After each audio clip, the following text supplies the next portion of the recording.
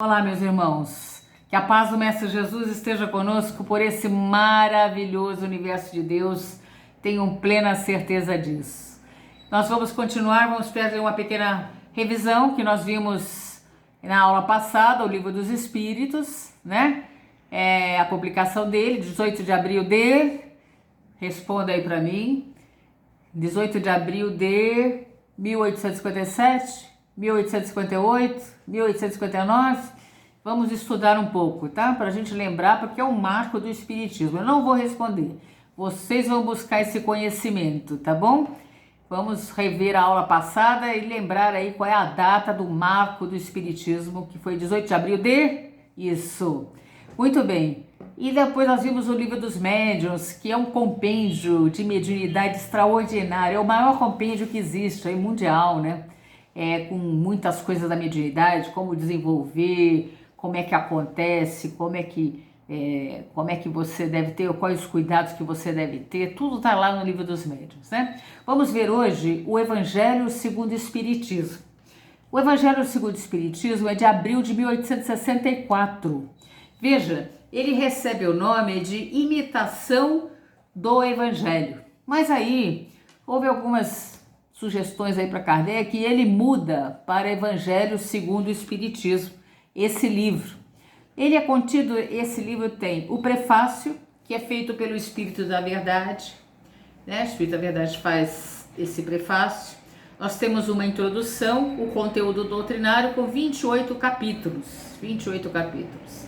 Esse Evangelho segundo o Espiritismo, esse livro da codificação, ele sai da terceira parte do Livro dos Espíritos. Vocês vão ver lá que o Livro dos Espíritos, se for folhear o Livro dos Espíritos, vocês vão ver que tem a terceira parte, que são as leis morais.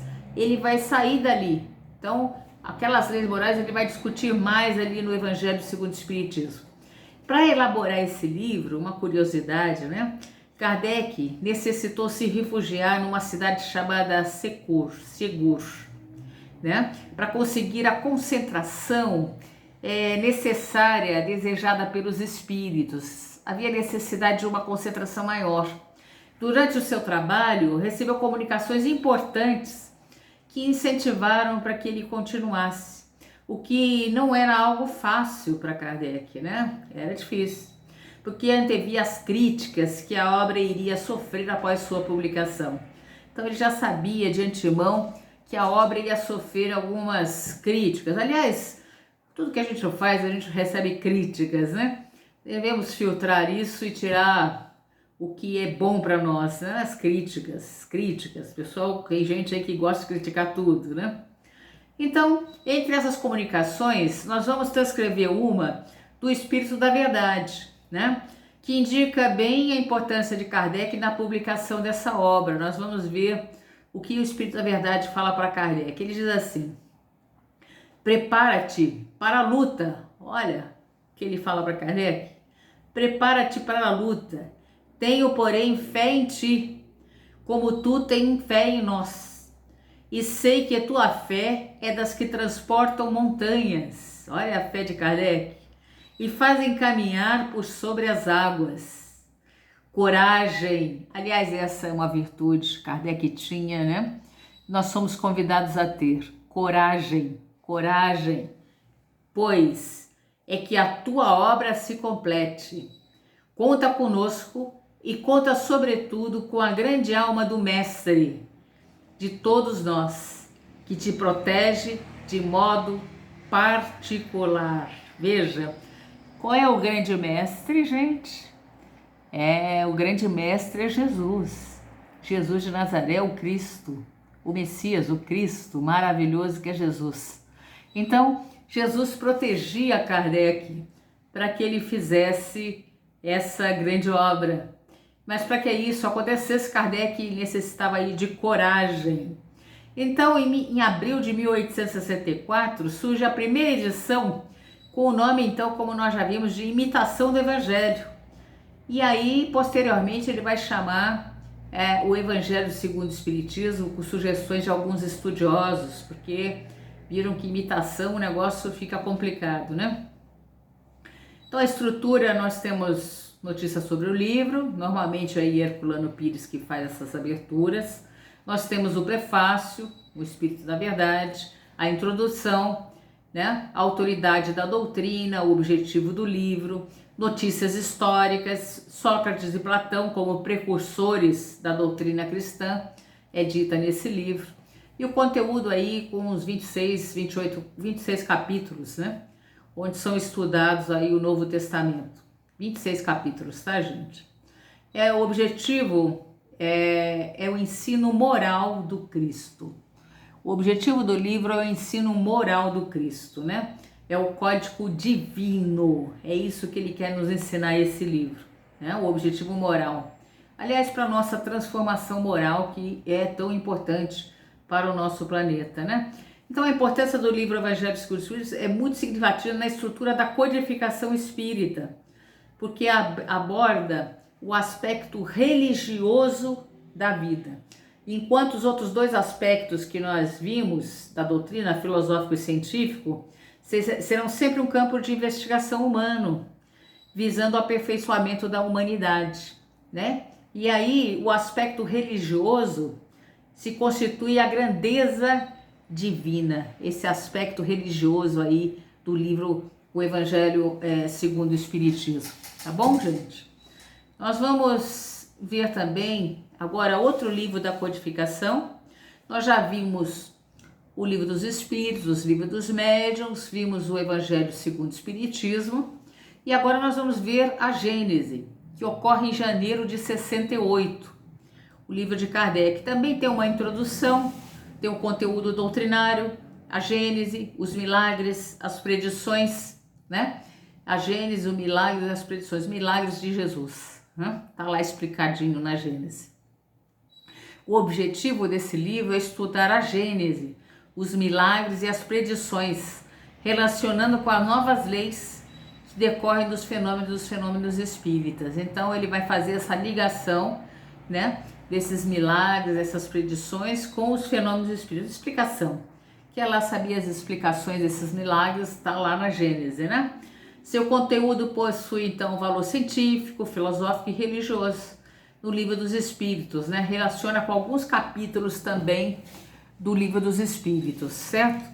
Por seu sentido amplo, é muito amplo, abrange ao mesmo tempo as questões de formação e desenvolvimento no globo terrestre e as questões referidas às passagens evangélicas, né, de Jesus, né? Ramifica assim para outros, né, na estrutura geral da codificação espírita. Então, ele vai mostrar o começo da Terra, a formação espiritual, gênese espiritual, né? Gênese orgânica, gênese espiritual, vai mostrar depois aí os milagres e as predições. Nós temos outro livro, Gênese, todos esses livros, gente, é pra gente ler. Eu convido assim, vou falar assim, a Tereza é dura pra gente ler. Não, lê devagar, primeiro ler. Depois, no segundo momento, quando a gente vai adentrando aí na doutrina, a gente vai querer estudar aí profundamente esses livros. A princípio, eu chamo a leitura. Mas a leitura já mas vamos esforçar para a gente ler aí vagarosamente esses livros, que eles são da codificação.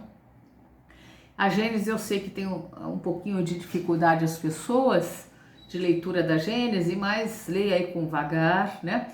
E agora o outro livro, chamado O Céu e o Inferno. Ele é de agosto de 65. Agosto de 65. Nós temos o conteúdo doutrinário, a primeira parte, e a segunda parte com exemplos. O que são esses exemplos? Os espíritos, né? Eles vêm contar lá como é que está a vida dele, um espírito bom, um espírito imperfeito, como é que cada um, em que lugar que eles estão, como é que eles estão se sentindo, né? Foi chamado inicialmente esse livro a Justiça Divina segundo o Espiritismo. Depois Kardec muda. E em 30 de setembro de 63, recebeu dos espíritos superiores uma recomendação. Kardec recebe uma comunicação que diz: chegou a hora de a igreja prestar contas dos depósitos que lhe foi confiado, da maneira como praticou os ensinamentos do Cristo, do uso que fez de sua autoridade, enfim, do estado de incredulidade a que conduziu os espíritos. Veja, que os espíritos superiores falaram, né? Nem vou comentar, tá bom, gente?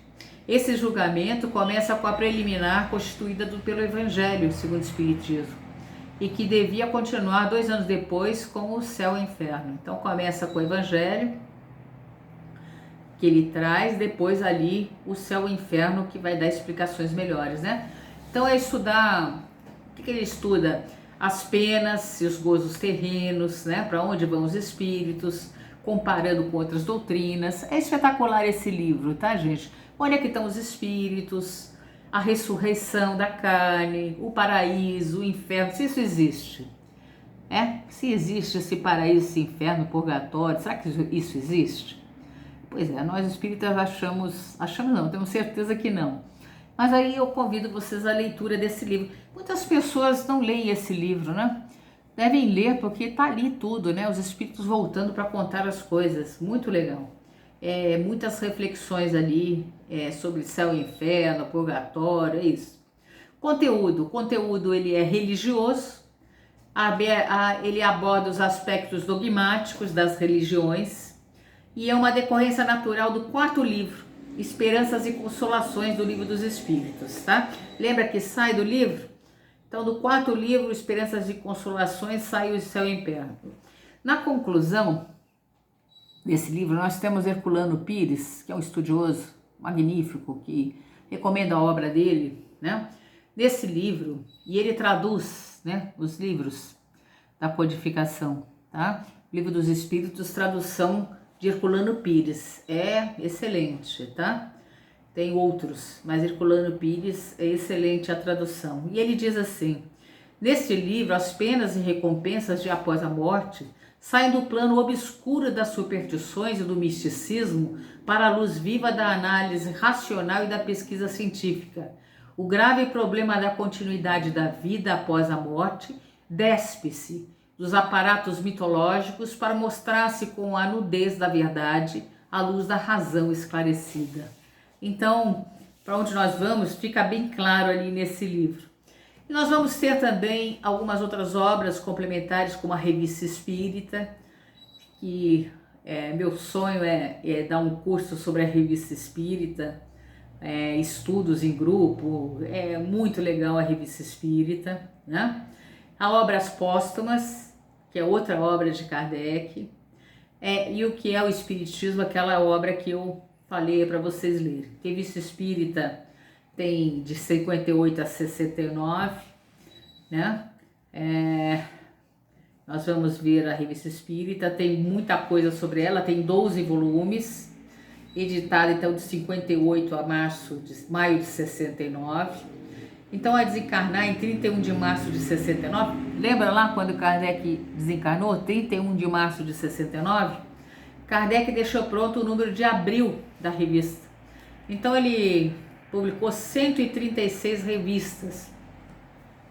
É uma obra complementar, são os escritos lá da codificação, lançada em Paris, em janeiro de 1890, Obras Póstumas, é que eu estou falando agora, né? Obras Póstumas, uma obra complementar. Eram alguns escritos. Sabe quando a pessoa deixa alguns escritos na mesa, escrivaninhas? Então seus amigos, junto com a Amélie, reuniram aquilo lá e alguns esboços que ele tinha, e ele publica essa obra chamada Obras Póstumas. Na epígrafe da obra reza: é preciso propagar a moral e a verdade. Olha, é o que nós estamos tentando fazer por aqui, né? Nós, todos vocês que estão junto comigo, você aí que está assistindo também, é propagar a moral e a verdade, né? E tem a biografia de Kardec nessa obra, e tem o discurso do astrônomo Camille Flammarion no sepultamento de Kardec, que é lindíssimo esse discurso de Camille Flammarion, que é um grande astrônomo, né? Então tem alguns artigos, é muito legal, Obras Póstumas, tá? Nós vamos ver que no estudo a gente começa estudando devagarinho, depois a gente vai querer se aprofundar no Livro dos Espíritos, aprofundar no Livro dos Médiuns. É um negócio, gente, que não tem fim esses estudos, tá? Codificação Nós vamos ver que tem um total de 7.780 páginas de luz, das quais 2.413 da codificação, subsidiárias 958, Revista Espírita tem 4.409 páginas, e devemos honrar então o legado de Kardec, estudá-lo, vivenciá-lo, isso é importante, estudá-lo, vivenciá-lo e transmiti-lo às novas gerações, na família e nos centros espíritas. A gente não deixar a luz debaixo, né? Como Jesus nos fala, mas sim colocar para que todos vejam, transmitir essas informações, vivenciar essas informações. Então, Kardec traz aí tem uma frase aqui, né, de Hilário Silva, no livro Espíritos da Verdade, nos conta uma história acontecida na França no tempo de Kardec. Eu vou contar essa só para nós terminarmos. Um livreiro que manda para Kardec um livro ricamente encadernado e narra na dedicatória que estava quase para se suicidar, pulando da ponte do rio Sena, quando tocou em algo que caiu no chão. Era o livro dos Espíritos e estava escrito na folha do rosto: esse livro salvou a minha vida. Então esse livreiro mandou para Kardec, né, esse livro que foi achado na ponte quando alguém ia se suicidar, e disse, né, esse livro salvou minha vida. Curioso, ele leu o livro e quando remete a Kardec escreve: salvou a minha também. Né, o livreiro recebeu e quando a gente lê, salva as nossas vidas. Olha que bonito o que é escrito nesse livro, O Espírito de Verdade, de Hilário Silva. Tá bom, gente? Dúvidas, questionamentos, estudar Espiritismo, a gente não começa, a gente começa e a gente quer estudar mais, né? É um negócio maravilhoso, muito legal esse Espiritismo, a doutrina espírita. Então, bons estudos para você, Deus aí os acompanhe e Jesus sempre nos nossos corações. Graças a Deus, meus irmãos.